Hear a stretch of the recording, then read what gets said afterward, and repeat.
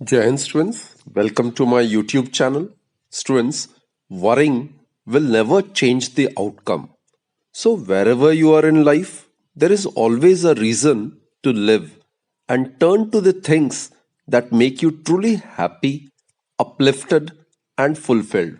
So, students, stop worrying and always be happy and contented. With that positive note, students, let's begin today's session. Today, continuing with the typical examples of simple harmonic motion, today in this episode, we will discuss the motion of a body floating in a liquid, and then we will also discuss the motion of a ball in the neck of an air chamber. In both the articles, we will derive the expression for the time period of the simple harmonic motion. Consider a cylindrical body, say of length L and cross-section area A. This is the cross-section area which is considered to be A, and floating in this liquid, say of density sigma. So sigma is the density of the liquid in which this cylindrical body is floating, right? And suppose while floating, this cylindrical body dips up to point, say, X, which is h height inside this liquid, right? This is h height inside this liquid. And let us assume rho to be the density of the material of the cylindrical body under consideration. Now students, if we apply the law of flotation, then we are aware that the weight of the liquid displaced by the submerged portion of the body would be equal to the weight of the entire body, isn't it? So let's apply the law of flotation. So according to Archimedes' principle, that is law of flotation,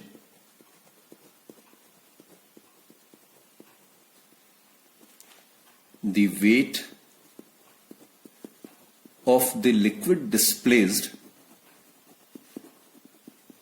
by the submerged portion of the body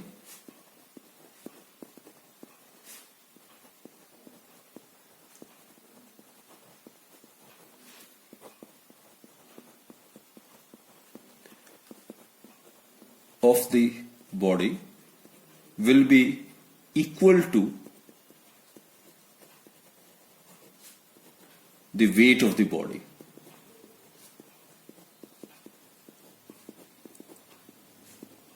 So let's substitute the values now. Now here, what will be the weight of the body, students? Weight of the body. Weight is m into g, right? Mass is volume into density. Now what is the volume of the cylindrical body? It would be cross-section area multiplied by the height, that is A into L. This will give us the volume of the body. When it is multiplied by the density of the body, it will give us the mass of the body. And when it is multiplied by small g, then it will give us the weight of this body under consideration, right? And what is the weight of the liquid displaced?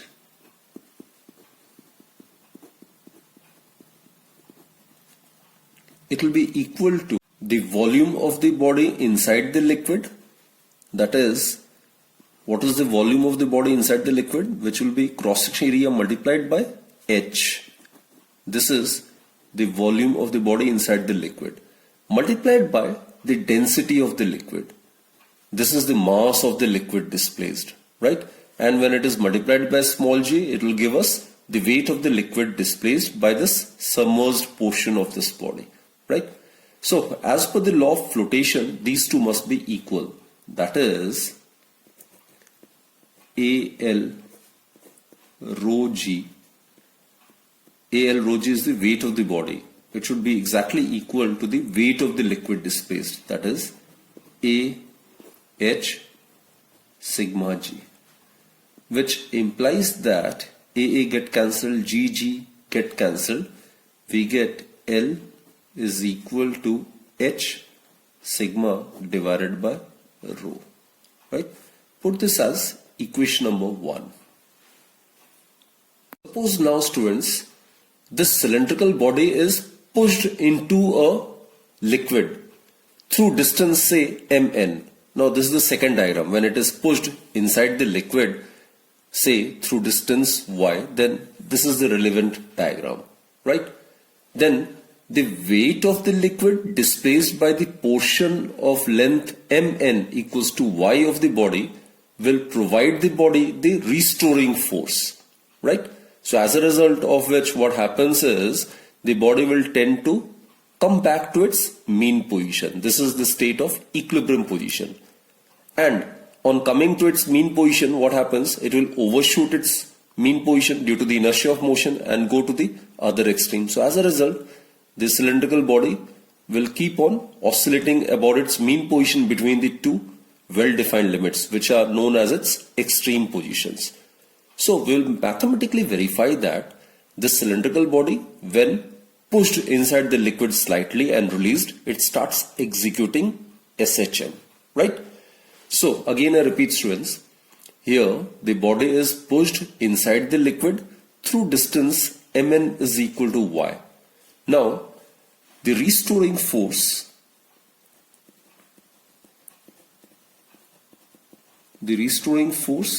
acting on the body would be given by the weight of the liquid which is displaced by the portion of the body of this cylindrical body of length y. Y is the distance through which the body is pushed inside the liquid, right? So it will experience an additional upthrust which will be the restoring force. And students, this is the negative sign. Why this negative sign? This negative sign shows that this is the restoring force tending to bring the body back to its initial position, right? So displacement will increase in the downward direction, restoring force will act towards the mean position. Displacement, students, it's always directed away from the mean position, while the restoring force always acts towards the mean position. So that is why this negative sign is introduced over here. So restoring force, it will be equal to negative of weight of the liquid displaced by the portion of the body of length y. So what is the volume of this portion of length y? Volume would be cross-sectional area multiplied by length y. This is the volume of the additional volume of the body, and this is the volume of the additional liquid that will get displaced, right? When it is multiplied by the density of the liquid, then this will give us the mass of the liquid displaced by the portion of the body of length y. And when this get multiplied by acceleration due to gravity, this will give us the weight of the liquid displaced by the portion of the body of length y, right? Okay, therefore, what will be the acceleration on the body? So, the acceleration, it is equal to the restoring force acting on the body divided by the mass of the body.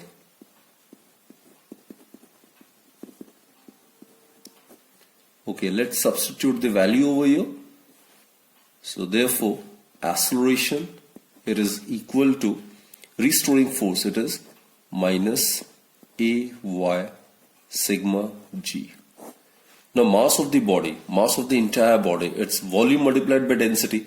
Volume is cross-section area into length. Total length of the body is capital L. And density of the cylindrical body under consideration is rho. Therefore,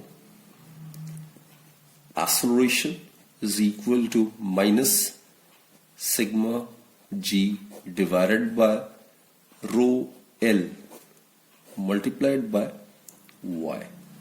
Now students, the term in the bracket, which is sigma G divided by rho L, is constant. Therefore, it follows that the acceleration of motion which is executed by the cylindrical body at any instant is directly proportional to the displacement of the body at that instant. And this negative sign suggests that the acceleration is always directed towards the mean position, which is its equilibrium position. So therefore, we have satisfied the two mandatory conditions required for a body to execute SHM. And thus, students, when this cylindrical body it is slightly pushed inside the liquid and released, then it will start executing SHM. Therefore, the time period of SHM is given by T equals to 2 pi square root of displacement divided by acceleration. Displacement is y and acceleration is a. Here, students, y by a is equal to rho L divided by sigma g. Obviously, in magnitude, we have already discussed the significance of the negative sign, right? So let's substitute the value of y by a over here. So we'll get the expression for the time period. So t is equal to 2 pi square root of, in place of y by a, we'll write rho L divided by sigma g.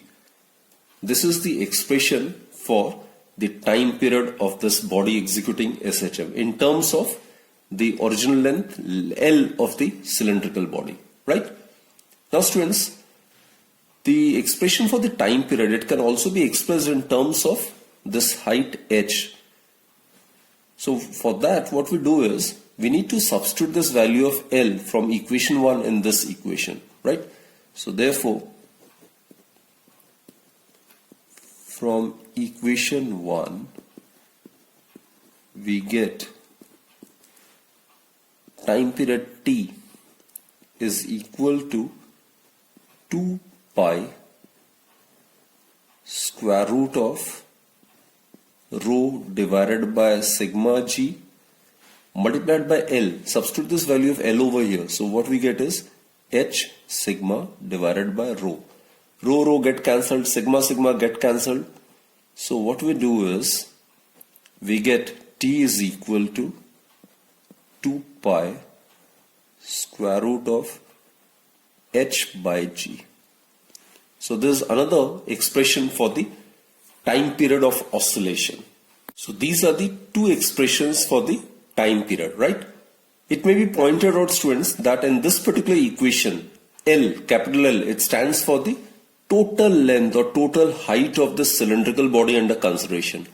While in this equation, h, it denotes the height of the body which is inside the liquid while floating, right?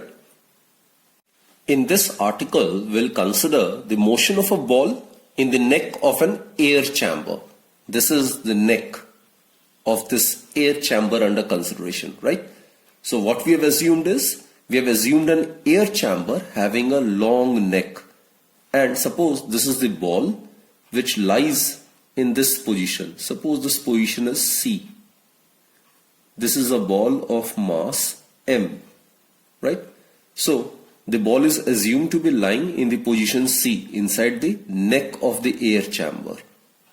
Now this ball is assumed to move smoothly up and down in the neck. And students, let us assume this A be the cross section of the neck. And suppose V is the volume of the air which is enclosed in this chamber below the ball, right?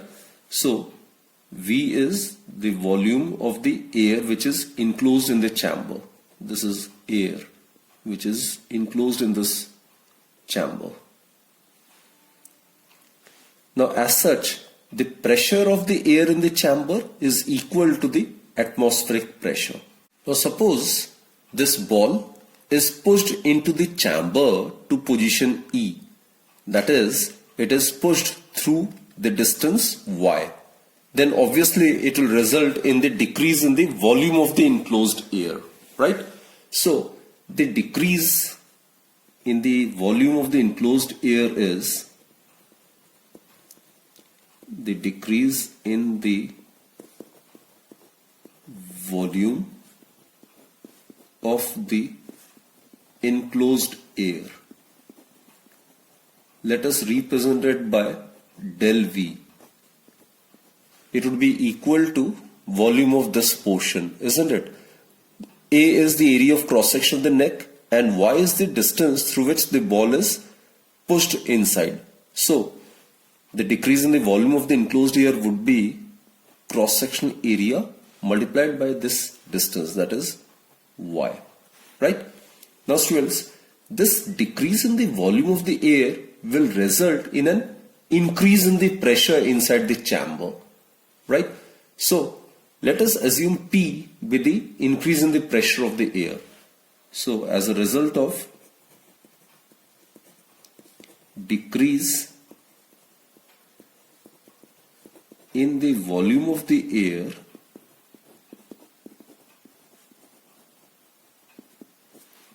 the pressure inside the chamber will increase.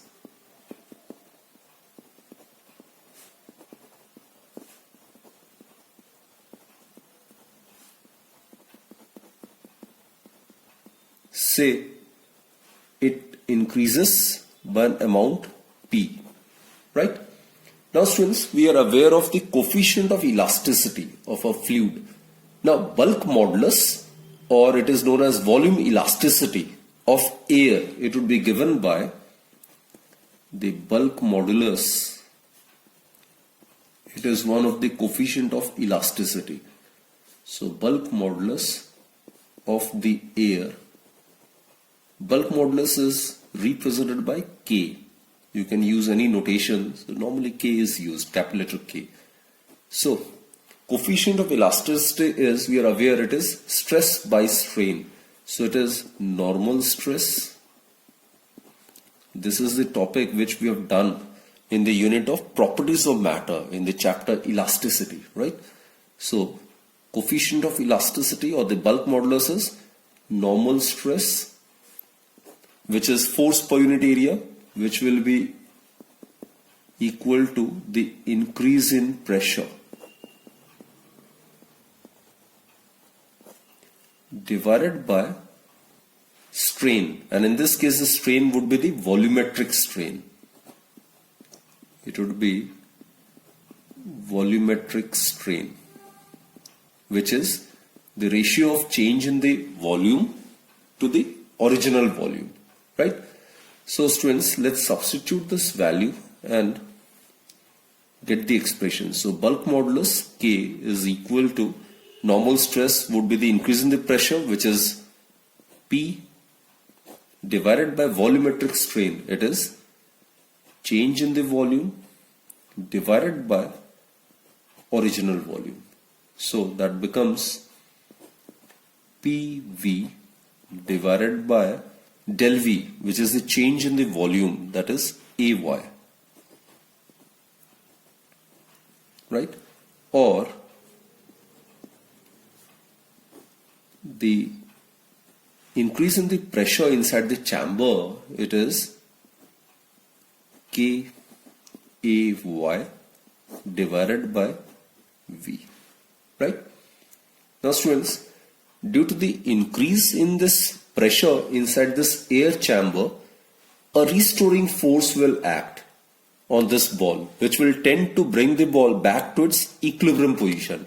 And as I've stated, on reaching the equilibrium position, the ball will tend to overshoot its mean position due to the inertia of motion and go to the other end, other extreme, right? And there again the restoring force will act. That too again will tend to bring the ball back to its mean position. So this process continues. So as a result, this ball will tend to oscillate about its mean position between the two extreme positions, which are known as the extreme points, right? So it will tend to execute SHM.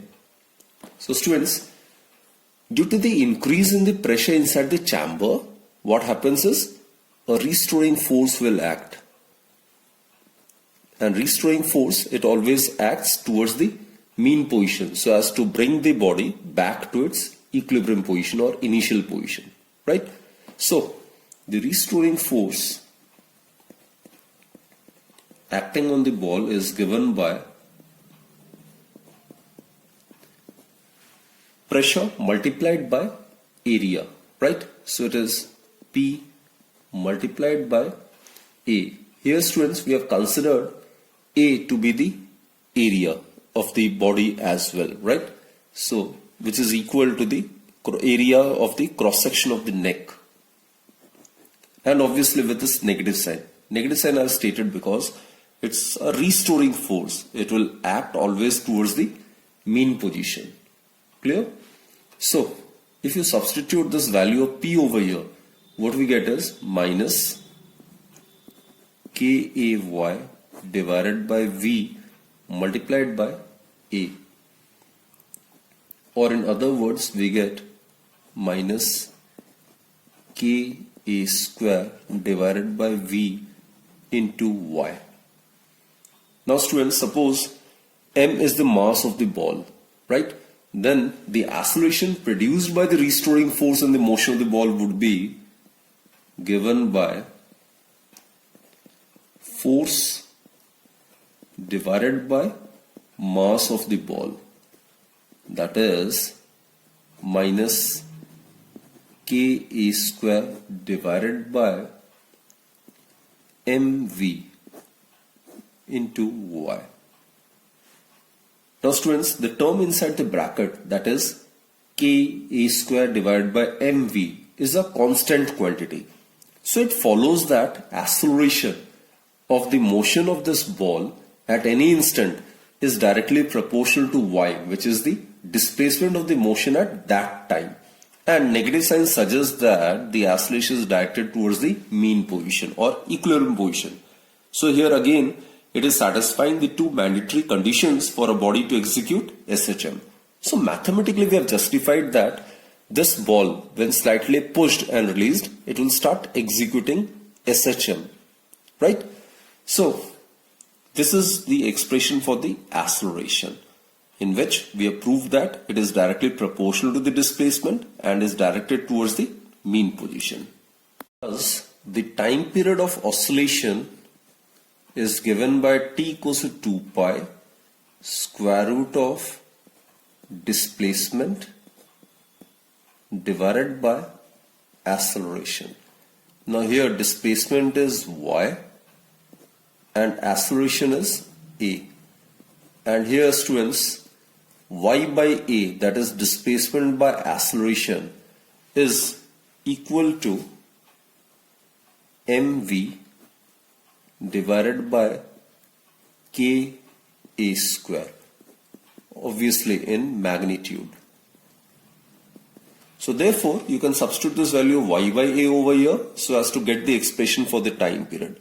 So therefore time period of oscillation of this ball in the neck of the air chamber would be given by t equals 2 pi square root of y by a, it's equal to mv divided by KA square.